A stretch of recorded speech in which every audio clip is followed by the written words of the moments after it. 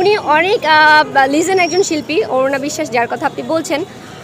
উনি এই কথাটা কেন বলেছেন আমি আমার বোধগম্য না, আমার মাথা অনেক ছোট মাথা, আমার এই মাথায় এটা আটে না যে উনি এরকম একটা অমানবিক আচরণ কেন করলেন, কিভাবে করলেন, কোন চিন্তা থেকে করলেন।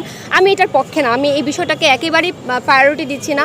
আমি এটা টোটালি বিপক্ষে কথা বলছি যে উনি যেটা বলেছেন ডেফিনেটলি উনি ভুল বলেছেন, ডেফিনেটলি একটা অমানবিক বিষয় কথা বলেছেন। এটা ওনার, আমি সরি, আমি ছোট মানুষ, কিন্তু দিদি আপনার এটা করা ঠিক হয় নাই।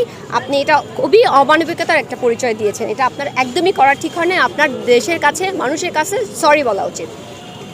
এখন পর্যন্ত তিনি এটার ক্ষমা চাননি বা ক্ষমা প্রার্থনা করেননি, এই বিষয়টি কীভাবে দেখছেন? সেটাই তো বললাম যে এটা হচ্ছে সেলফ রিয়েলাইজেশনের ব্যাপার। এটা হচ্ছে ওনার নিজের যদি মনে না হয় যে আমি ভুল করেছি, তাহলে আমরা কি করতে পারি?